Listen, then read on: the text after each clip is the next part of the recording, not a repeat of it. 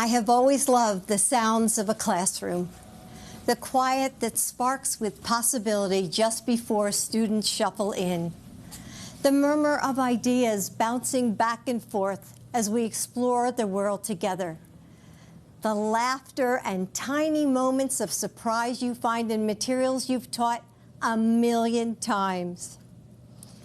When I taught English here at Brandywine High School, I would spend my summer preparing for the school year about to start, filled with anticipation. But this quiet is heavy. You can hear the anxiety that echoes down empty hallways. There's no scent of new notebooks or freshly waxed floors. The rooms are dark as the bright young faces that should fill them are now confined to boxes on a computer screen. I hear it from so many of you. The frustration of parents juggling work while they support their children's learning, or are afraid that their kids might get sick from school. The concern of every person working without enough protection. The despair in the lines that stretch out before food banks. And the indescribable sorrow that follows every lonely last breath when the ventilators turn off. As a mother and a grandmother, as an American, I am heartbroken by the magnitude of this loss, by the failure to protect our communities, by every precious and irreplaceable life gone. Like so many of you, I'm left asking, how do I keep my family safe? You know, motherhood came to me in a way I never expected. I fell in love with a man and two little boys standing in the wreckage of unthinkable loss, mourning a wife and mother, a daughter and sister. I never imagined at the age of 26 I would be asking myself, how do you make a broken family whole? Still, Joe always told the boys, Mommy sent Jill to us, and how could I argue with her? And so we figured it out together in those big moments that would go by too fast, Thanksgivings and state championships, birthdays and weddings, in the mundane ones that we didn't even know were shaping our lives. Reading stories piled on the couch, rowdy Sunday dinners and silly arguments.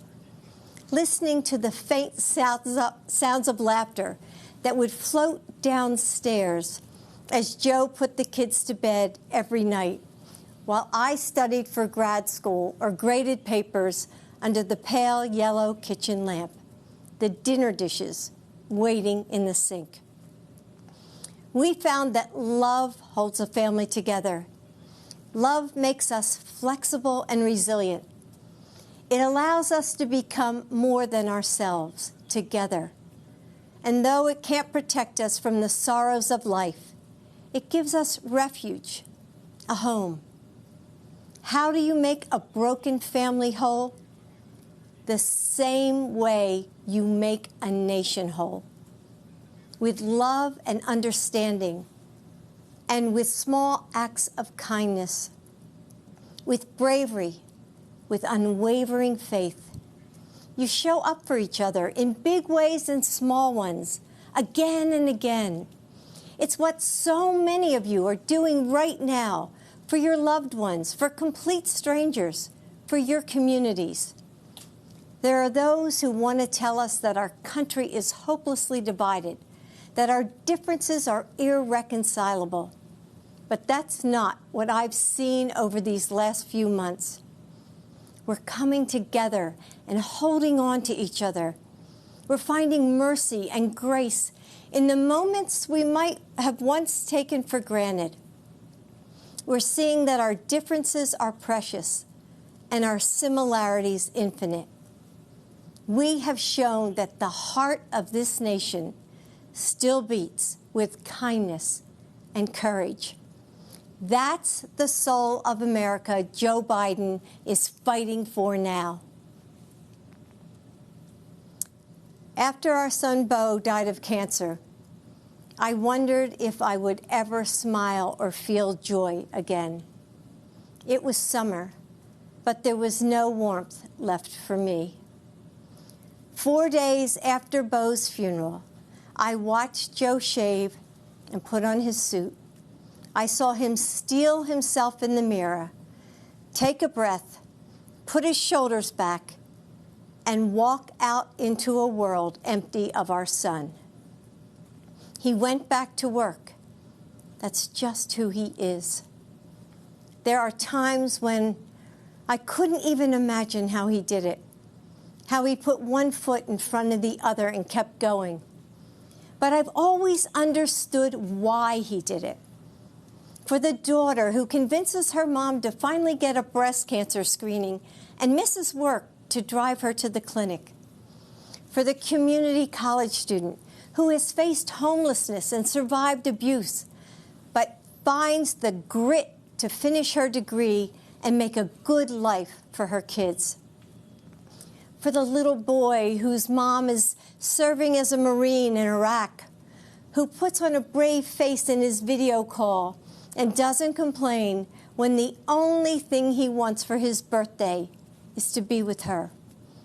For all those people Joe gives his personal phone number to at rope lines and events, the ones he talks to for hours after dinner, helping them smile through their loss, letting them know that they aren't alone. He does it for you. Joe's purpose has always driven him forward. His strength of will is unstoppable, and his faith is unshakable. Because it's not in politicians or political parties or even in himself. It's in the providence of God. His faith is in you, in us. Yes, so many classrooms are quiet right now. The playgrounds are still.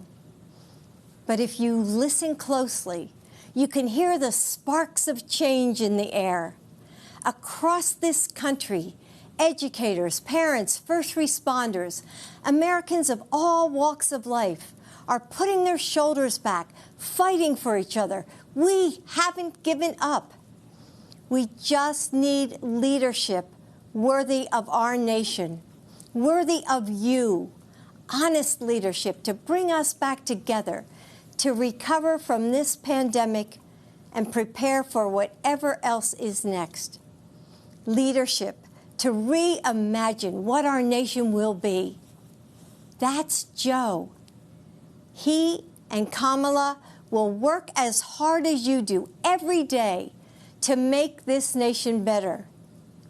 And if I have the honor of serving as your First Lady, I will too. And with Joe as president, these classrooms will ring out with laughter and possibility once again. The burdens we carry are heavy, and we need someone with strong shoulders. I know that if we entrust this nation to Joe, he will do for your family what he did for ours. Bring us together and make us whole. Carry us forward in our time of need. Keep the promise of America for all of us. Great job. God, I love you. How are you? Hey, everyone. I'm Jill Biden's husband.